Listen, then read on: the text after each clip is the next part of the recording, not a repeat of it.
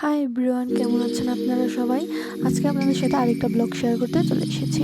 তো আজকে ছিল আমার একটি কাকুর বউ ভাত। তো বউ ভাতের জন্য বের হয়ে পড়লাম। বের হয়ে টমটমে উঠে পড়লাম। উঠে যাওয়ার পর এই যে আমরা টাউনে এসে পড়লাম, শ্রীমঙ্গল মেন টাউনে। তো মেন টাউনে আসার পর যার একটু বেশিক্ষণ নেই, আমরা কাছাকাছি এসে পড়েছি। তো আমরা যেখানে যাবো এখানে চলে এসেছি। তারপর গাড়ি থেকে নিয়ে আমরা হেঁটে হেঁটে যাচ্ছি, কারণ তাদের ভাষাটা একটু ভিতরে আর এদের গাড়ি ঢুকে না। এই কারণে আমরা একটু হেঁটে, তারপর আমরা যে জায়গায় যাবো ওই জায়গায় চলে এসেছি। তারপর আমাদের হিন্দুদের কিছু রিচুয়াল তারা পালন করা শুরু করে দিয়েছে।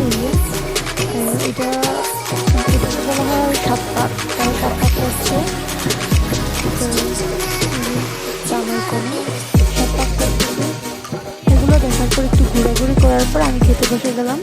এই যে একটা সুন্দর একটা ফুলের প্লেট দিয়ে দিল। তারপর আমি এটা পানি দিয়ে হাত দিয়ে ধুয়ে দিতেছি, কারণ এদের জীবাণু চান্স থাকতে পারে এগুলোতে। এই জন্য ধুয়ে পানিটা থেকে ছেড়ে দিচ্ছি। তারপর ভাতের জন্য ওয়েট করতেছি, যে ভাত চলে এসেছে।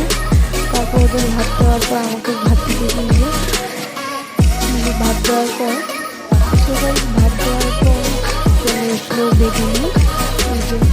বেগুনিটা আমি একটু খেয়ে দেখলাম এটা কেমন। বেগুনিটা খুবই টেস্ট ছিল, একটা ফ্লেভার আসতেছিল। বেগুনিটা আমার খুবই ভালো লাগছে। তারপর চলে এলো ডাল। তো তারপর সেলাই দিয়ে দিল। তারপর ডালটা একটু টেস্ট করে দেখলাম, খারাপ ছিল না ডালটাও। খেতে খুবই ভালো হয়েছে। তো ডাল দিয়ে খেতে খেতে চলে এসেছে ঘন্ট। তারপর ঘন্ট থেকে এইগুলা দার্জিলিং এগুলো আমি খাই না। এগুলো মুখে পড়লে আমার মুখটা অন্যরকম হয়ে যায়। এই কারণে আমি এগুলো ফেলে আবার খাওয়া শুরু করলাম। ঘন্টটাও খারাপ ছিল না, ভালো ছিল। তারপর ঘন্ট দিয়ে খেতে চলে এসেছিলো মাছ। মাছটা খুবই টেস্ট ছিল। মাছটা আমার খুবই ভালো লাগছে।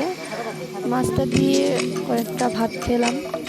যে মাছটা অনেক বড় ছিল, আমি খেয়ে শেষই করতে পারতেছি না। তারপর চলে এলো মাংস। তো মাংসটাও ভালো ছিল। সো গাইস, মাংস দিয়ে খাওয়া শুরু করলাম। তো খাওয়া শুরু করার পর ঘুরিয়ে খাচ্ছি। আমি গরম করতেছিল আজকে দুপুরে খাওয়া শুরু করলাম। তো হতেছিলাম তো খেলাম এগুলো, খুবই কষ্ট হয়ে গেছে। তারপর খাওয়া দাওয়ার সাথে দই আনলো। দই খেয়ে আমি একটু ঘোরাঘুরি